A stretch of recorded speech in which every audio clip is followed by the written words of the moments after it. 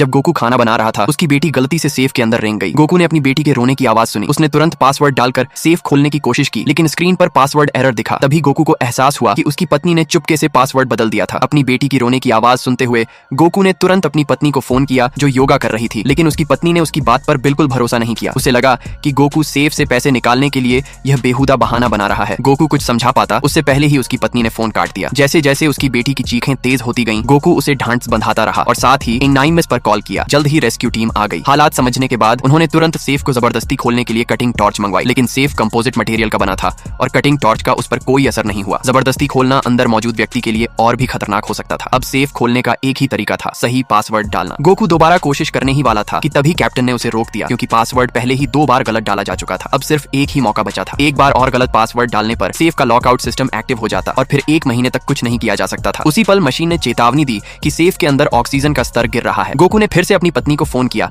लेकिन कोई जवाब नहीं आया। वह जल्दी से योगा स्टूडियो पहुंचा, जहां उसने अपनी पत्नी को एक अजीब आदमी के साथ देखा। ज्यादा सोचे बिना गोकू ने उसका हाथ पकड़कर उसे तुरंत चलने को कहा, लेकिन उस आदमी ने उसे रोक लिया। उसने गोकू पर आरोप लगाया कि यह सब सेफ से पैसे निकालने के लिए बनाया गया बहाना है। उसकी पत्नी ने उसकी बात पर भरोसा कर लिया और गोकू को तुरंत चले जाने को कहा, वरना तलाक की धमकी दी। उसी समय एक फायर फाइटर का फोन आया। वह घबराए हुए स्वर में बता रहा था कि सेफ के अंदर ऑक्सीजन का स्तर 12% रह गया है और पूछ रहा था कि अब तक पासवर्ड क्यों नहीं मिला। लेकिन उसकी पत्नी को लगा कि यह कोई एक्टर है जिसे गोकू ने किराए पर रखा है। अपनी पत्नी को यकीन दिलाने के लिए गोकू ने फायर डिपार्टमेंट से सेफ वहीं लाने को कहा। सबूत सामने होने के बावजूद उसकी पत्नी ने अपने प्रेमी पर ही भरोसा किया और सोचा कि यह सब लोग भी एक्टर हैं। गोकू पूरी तरह टूट गया। वह बार बार अपनी पत्नी से सेफ खोलने की भीख मांगता रहा। उसे चुप कराने के लिए उसकी पत्नी आगे बढ़ी और पासवर्ड डाल दिया, लेकिन सेफ का लॉकआउट सिस्टम एक्टिव हो गया। उसकी पत्नी ने वास्तव में गलत पासवर्ड डाला था। गोकू निराशा में सेफ को घूरता रह गया। तभी उसे अचानक याद आया कि सिक्योरिटी सवाल का जवाब देकर पासवर्ड रिसेट किया जा सकता है। घबराहट में उसने अपनी पत्नी से पासवर्ड रिसेट करने की गुहार लगाई। उसी समय उसकी बेटी की भी आवाज आई। जैसे ही उसकी पत्नी आगे बढ़ने वाली थी, उसके पास खड़े आदमी ने कहा कि यह एक रिकॉर्डिंग है जिसे गोकू ने जानबूझकर अंदर रखा है। अब गोकू और सहन नहीं कर पाया। गुस्से में उसने उसे मुक्का मार दिया, लेकिन इससे उसकी पत्नी को